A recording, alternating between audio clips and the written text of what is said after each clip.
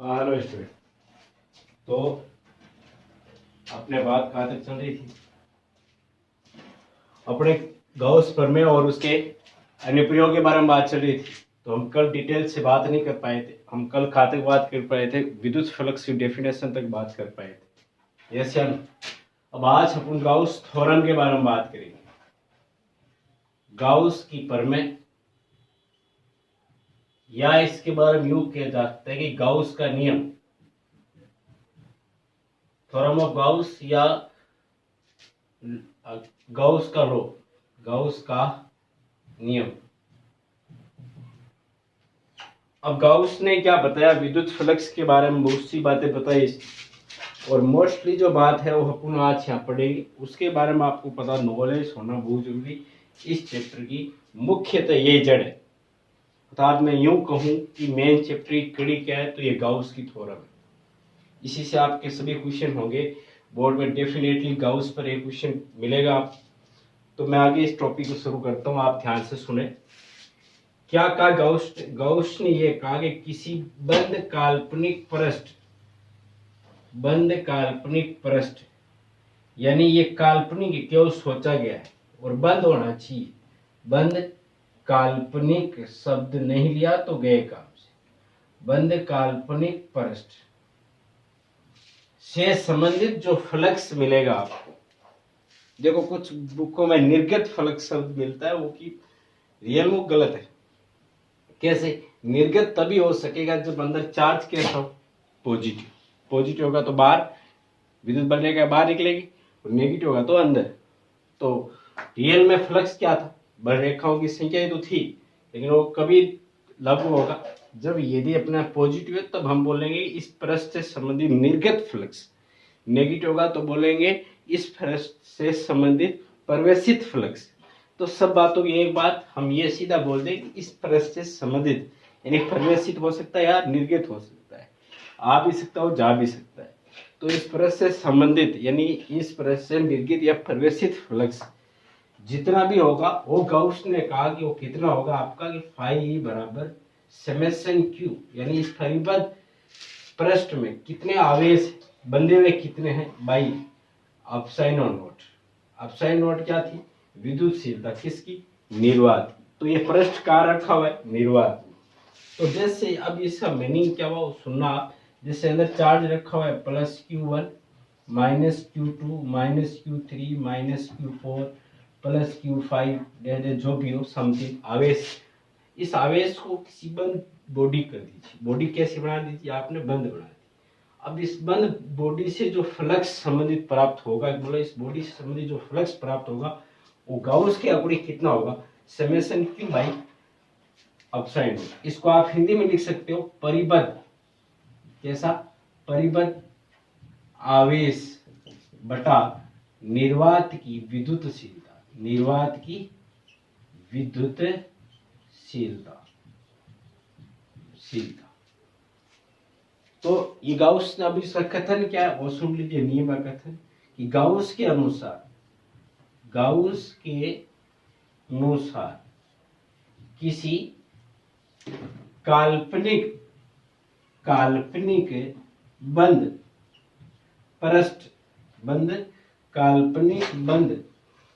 पृष्ठ से संबंधित, या से संबंध ऐसा भी लिखा होता, देखो बुकों में, संबंध फ्लक्स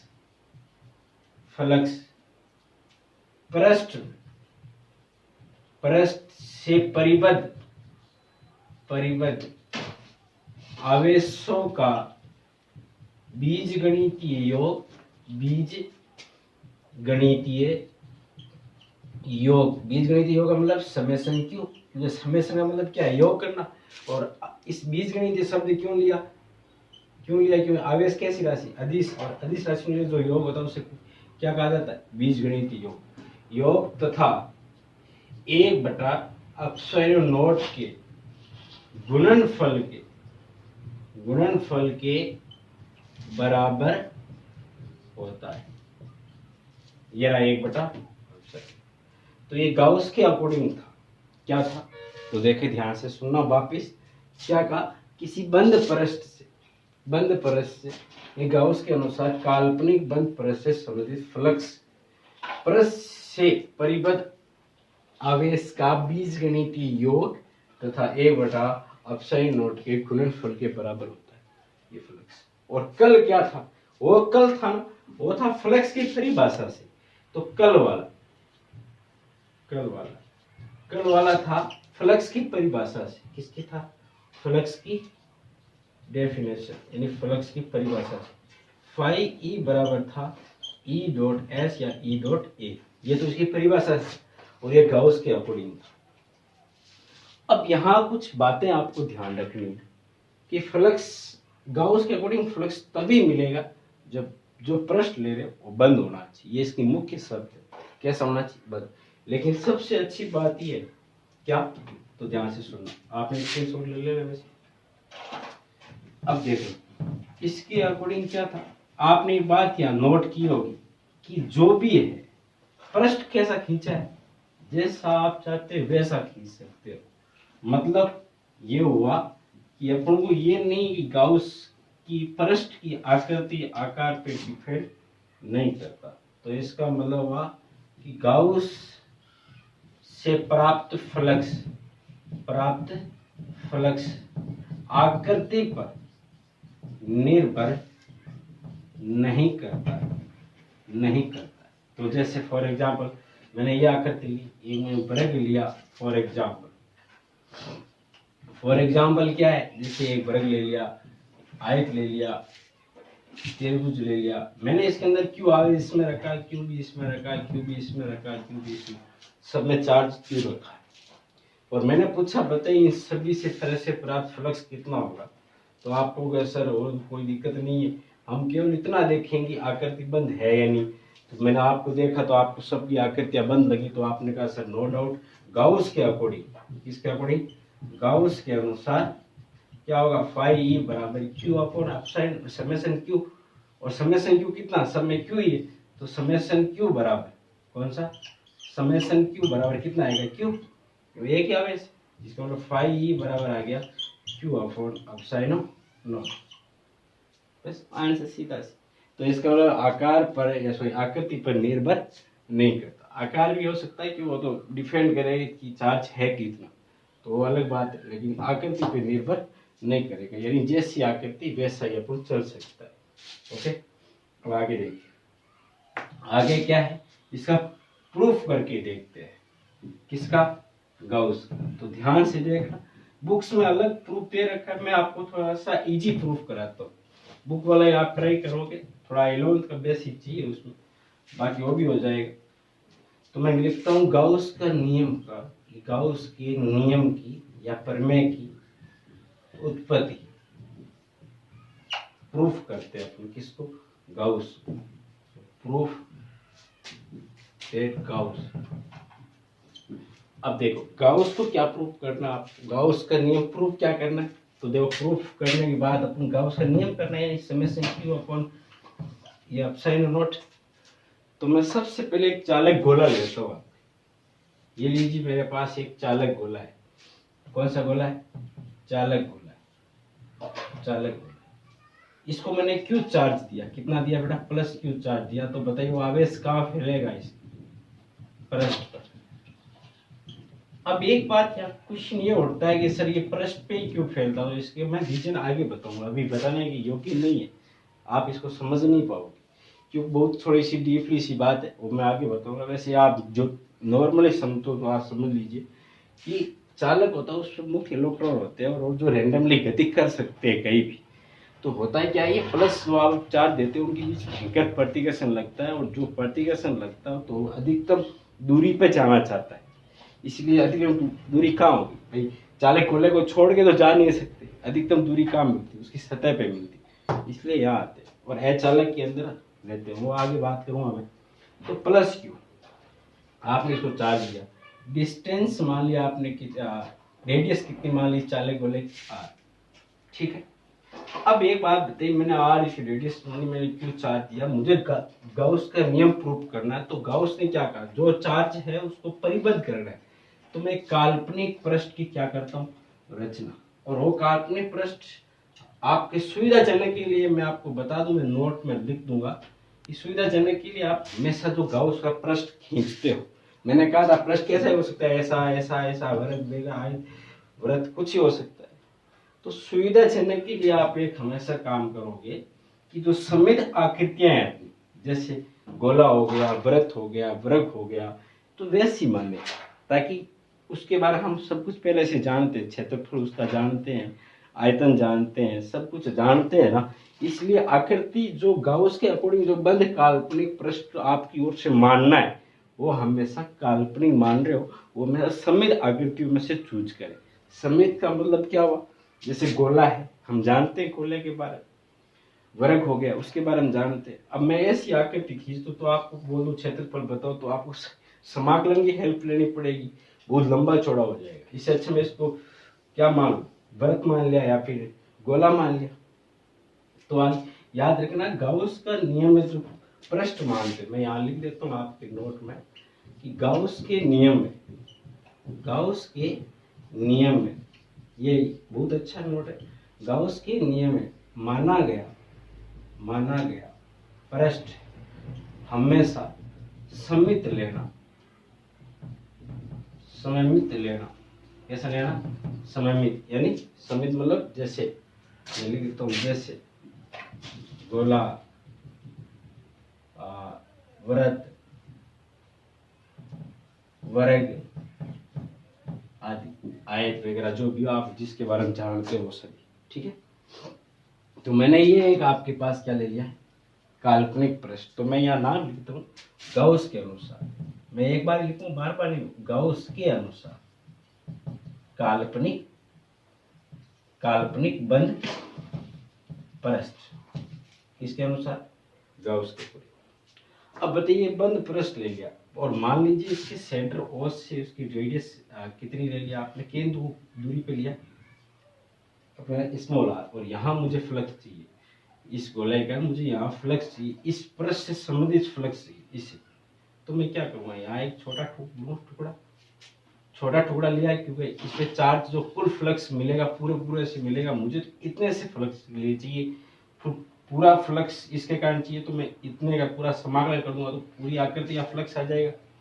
तो मैंने क्या किया, छोटा सा ब्रश लिया, इसका ds यानी क्षेत्रफल सदिश बाहर आएगा, या dA बाहर आएगा, प्लस चार्ज है, इसका मतलब विद्युत क्षेत्र किस साइड में होगा, बाहर की तरफ, और यदि माइनस चार्ज होता तो अंदर की तरफ। याद करो विद्युत फ्लक्स क्या था, विद्युत बल रेखा है, विद्युत बल रेखा पॉजिटिव चार्ज से बाहर की तरफ, नेगेटिव चार्ज से अंदर की तरफ। इससे पूरा अपने पास पॉजिटिव चार्ज है, इसका मतलब विद्युत क्षेत्र होगा वो बाहर की तरफ, तो मैं विद्युत क्षेत्र भी किधर लिख देता हूँ, ई वेक्टर बाहर की तरफ।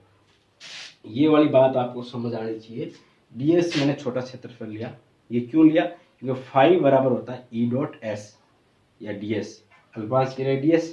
तो मैंने क्या किया, ds लिया, फिर मुझे पूरी आकृति के लिए चाहिए तो मैं क्या कर दूंगा, समाकलन। तो मुझे ई तो बाहर की तरफ आ ही गया, भाई आपको इसको यहाँ ले सकते हो, यदि आपको ऐसा लगता है कि यहाँ नहीं तो सर आप यहाँ ले लो, ये लीजिए आपने छोटा ds यहाँ ले लिया, वो भी तो बाहर की तरफ भी आएगा ds, और ई है तो ये पॉजिटिव चार्ज है तो वो भी कहाँ फेंकेगा, बाहर, नेगेटिव होता तो अंदर हो जाता, तो इनकी 180 कोण हो जाता। अब इसके बीच कितना कोण होगा, 0 डिग्री। तो देखना मैं यहाँ लिख रहा हूँ विद्युत फ्लक्स की परिभाषा से, इसकी परिभाषा से, तो बोलो अपने पास परिभाषा से कितना बोलूंगा, तो आप बोलोगे सर परिभाषा जो आप देने जा रहे हो, तो इसका मतलब आप बोलोगे सर फाई ई बराबर ई डॉट ds, ये तो छोटा अल्फाज से कर रहा है, तो मैं बोलूंगा यह फ्लक्स ds अल्फाज के कारण है, अल्फाज के कारण है। तो मैं इसमें एक ये बोल दूंगा ई वेक्टर पैरेलल है dx के, दोनों एक ही दिशा में है, इसका मतलब ई दोनों पैरेलल, तो थीटा कितना हो गया 0, तो cos 0 कितना आ गया 1, तो डॉट हटेगा तो क्या आएगा cos, तो ई ds cos थीटा आएगा, थीटा। तो मैं यहाँ फाई ई बराबर ई ds cos की जगह कितना 0 डिग्री, तो cos 0 का मान कितना होता है 1, तो प्लस फाई ई बराबर आ गया ई एस, कितना आ गया ई एस। क्या ये बात समझ आई सब? बिल्कुल आई सर। अब ये आपको समझ आई, इसका मतलब और क्या के ये सर आपने फ्लक्स प्राप्त कर लिया ई। अब मैं बोलूँ संपूर्ण फ्लक्स, क्या बोलूँ? संपूर्ण फ्लक्स, संपूर्ण फ्लक्स। तो संपूर्ण फ्लक्स के लिए क्या करूँ? इंटीग्रेशन। चलो ये dx कर देता हूँ, है ना, ताकि ये छोटा अल्पांश से पता चलता है। अब आपको संपूर्ण फ्लक्स चाहिए तो मैं क्या इंटीग्रेशन, तो मैं बोलूँ दोनों पक्षों रेखीय क्या करना है अपन? समाकलन करना। इंटीग्रेशन कर दीजिए डी फाई ई बराबर ई डॉट डी एक्स, समाकलन हो गया। तो डी फाई का कितना हो गया? फाई ई बात अंदर बच गया डी एक्स। अब मैंने काल्पनिक पृष्ठ क्या माना है? गोला। काल्पनिक पृष्ठ क्या माना है? गोला। तो काल्पनिक पृष्ठ गोला माना, इसका गोले का क्षेत्रफल क्या होता है? ds बराबर गोले का क्षेत्रफल 4 पाई। अब रेडियस कौन सी लेनी है आपको? ये नहीं लेनी जो माना वो लेनी। कौन सा माना? ये माना। इसकी रेडियस कितनी? r। भाई आपके ये बड़ी वाली r नहीं लेनी, ये तो इसकी गोले जो पहले दिया हुआ था, हमने इसकी काल्पनिक पृष्ठ ली तो इसकी रेडियस कितनी मानी आप? r। तो यहाँ पे ds कितना हो जाएगा? 4 पाई r स्क्वायर। ये इसके अंदर पुट कर दोगे, e बराबर आ जाएगा e इंटू 4 पाई r स्क्वायर। ठीक है। अब यहाँ एक छोटी सी बात आपको याद रखनी, वो जो आगे आएगी कि इस गोले के कारण जो रेडियस में जो जो तीव्रता मिलती ई, वो कितनी होती? तो गोले के कारण जो बाहर की साइड में तीव्रता, ये आप चैप्टर नंबर 6 किसकी 11th की, वहां विद्युत क्षेत्र की गुरुत्वीय क्षेत्र की तीव्रता थी गोले के कारण बाहर की तरफ, वो थी कितनी? आप याद रखोगे ई बराबर थी बाहर की तरफ कितनी थी? वहां थी जी एम, यहाँ क्या है? के क्यू बाई आर स्क्वायर। और वहां क्या थी वो मैं आपको जानकारी के लिए बता दूं, वहां थी आपकी ई जी बराबर minus G M by R square थी। ठीक है, तो वो यहाँ रख देते हैं ई की जगह। तो फाई ई बराबर अपने आ गया k Q by R square multiply 4 pi R square. R square से आर स्क्वायर गया। के का मान कितना जानते हो आप? के का मान याद कीजिए, के का मान मैंने बता रखा था, के बराबर था 1/4 पाई एप्सिलॉन नॉट। याद है? इसके अंदर रख देंगे यहाँ पे के का मान। तो फाई ई बराबर आ गया 1/4 पाई एप्सिलॉन नॉट। ऊपर क्यू पड़ा है आपका 4 पाई पड़ा है, आर सी स्क्वायर से आर स्क्वायर कैंसिल आउट हो गया, 4 पाई से 4 पाई कैंसिल गया, तो फाई ई बराबर क्यू अपॉन एप्सिलॉन नॉट। क्या यही गाउस की थ्योरम थी आप? ये तो थी। अब समेशन तब लगाओगे, अपने क्यू चार्ज दिया, यदि खूब सारा चार्ज होगा तो यहाँ क्या लगा दो? समेशन। तो दोबारा सुने मैंने क्या किया इसमें। सबसे एक चालक गोला लिया, जिसको क्यू चार्ज दिया, उसकी रेडियस मानी कैपिटल आर। गाउस के अकॉर्डिंग मैंने काल्पनिक पृष्ठ माना आर रेडियस का, चालक गोला मान लिया, अल्पांश लिया। इस अल्पांश के कारण जो फ्लक्स देखा वो मैंने विद्युत फ्लक्स की परिभाषा से देखा, डी फाई ई बराबर ई डॉट डी एक्स प्राप्त हुआ। डॉट हटाओ तो क्या आ गया? कोस। डी एस और ई दोनों एक ही दिशा में, इसलिए पैरेलल है, पैरेलल इसका थीटा 0 है, 0 में कोस 0 का मान 1 हो गया। डी फाई ई बराबर ई डी एस कोस 0 हो गया, कोस 0 का मान 1 होता है, तो डी फाई ई बराबर ई डी एस। ई का सॉरी यहाँ से बाद में अपने पास ये तो अल्पांश से कारण संपूर्ण चाहिए, दोनों पक्षों से समाकलन कर दिया, ई बार आ गया, डी एस का हो गया पूरे गोले का क्षेत्रफल 4 पाई आर, अपना आर स्क्वायर वैल्यू रख दिया। अब अपना ई का वैल्यू हम जानते हैं के क्यू बाई आर स्क्वायर, तो आर स्क्वायर के का वैल्यू रखा तो 4 पाई कट गया, क्यू अपॉन एप्सिलॉन नॉट बच गया। ये अपनी क्या है? तो ये हो गया प्रूफ दैट, यानी अपने पास यहाँ प्रूफ हो चुका है कि रियल में क्या था, गाउस थ्योरम क्या थी। तो ये थी गाउस थ्योरम। तो याद रहे, कल अपना टेस्ट, इसको पढ़ लेना, कल टेस्ट की तैयारी करना, फिर देखते हैं क्या होता है। ओके, धन्यवाद।